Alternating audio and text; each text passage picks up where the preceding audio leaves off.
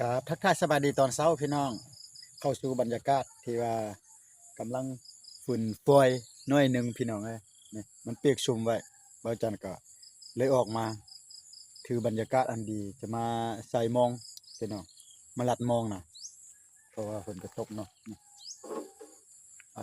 เอามองมาแต่ด่างเดียวนี่แหละพี่น้องจะไปลัดอยู่บ่อนนี้หั่นเนาะมื้อนี้เป็นเครื่องที่ว่านุ่งเสื้อใส่ชุงยาวและเสื้อยาวพี่น้องพอมาจุดนี้หมายนี่นี่มันมีหอยคันพี่น้องมีหอยคันมายามใดก็ถึกตูแล้วก็ไปฮอดเฮือน 2-3 มื้อเป็นอาทิตย์ก็บ่ดีถึกหอยคันน่ะ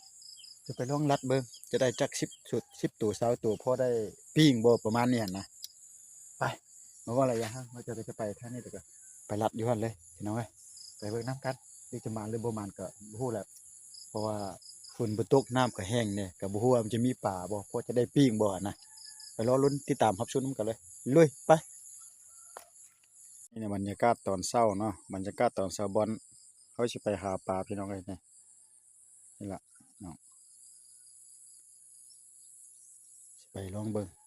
ใส่เบิ่งกันพี่น้องก็บ่ฮู้ว่าจะมีบ่หรือบ่มี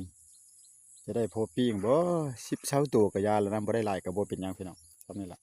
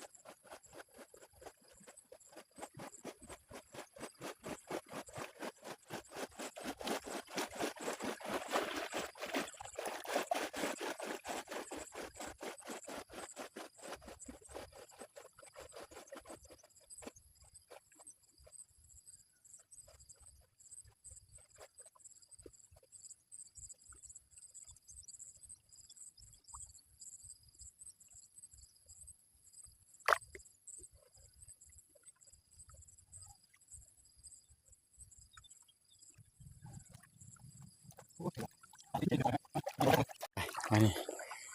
ถึกแต่ปลาตัวเดียวก็ออกแล้วพี่น้อยโอ้สิได้ปิ้งอยู่บ่หากะว่าทำอิฐได้แต่ปลา2ตัวบ้านนี้ถึกปลาตัวนึงก็ออกอีกแล้วจะเป็นตัวใหญ่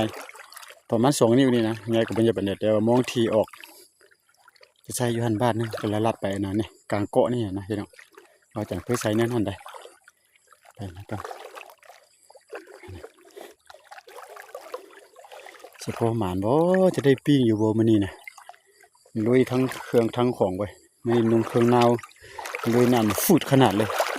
คันไปบอลเลิกมันบ่ได้เด้บอลเฮาได้ลอยน่ะมันลอยบ่ได้บอลตื่นเฮาย่างได้บ่เป็นหยังนี่ฟ้าก็ฟ้าฝนนะพี่น้องแบบอยากสีมืดๆแย่แบบสีอยากฝนนะเบิ่งแม่ขึ้นไปทางใดก็พี่น้องมืดครึ้มอยู่พี่น้อง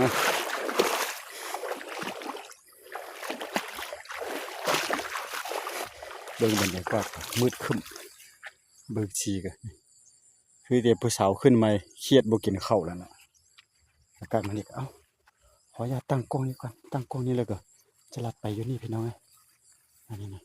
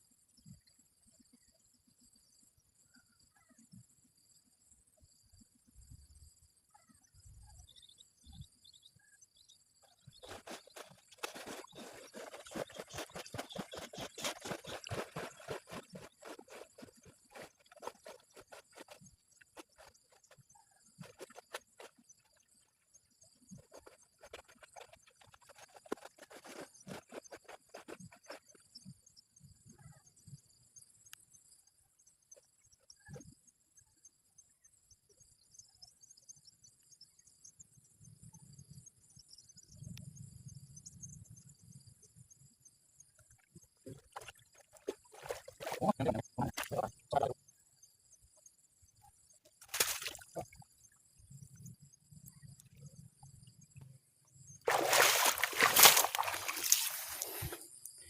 เฮ็ดแนวใดดีบาทนี่นะพี่น้องเอ้ยอ้าว2 บาทปลาตัวหนึงก็บ่เข้าแต่ละเทื่อมาใส่บ่นี่บ่มีพลาดได้เด้นี่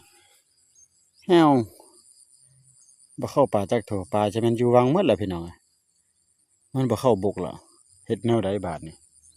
ได้ปลา2ตัวซื่อๆโอ้สิห่มคาอยู่บ่แบบนี้นี่มาก็มาไกลอีกปลาก็บ่ได้อีกบาดนี้แม่ใส่อยู่รัดอยู่บอนแจน้ำห้วยบอนตกมาพุ่นล่ะพี่น้องใส่หั่นแล้วก็รัดไปบ้านหนึงก่อนคันบ่ได้อยู่หั่นแล้วก็บ่จันก็จะกลับเฮือนแล้วพี่น้องเอ้ย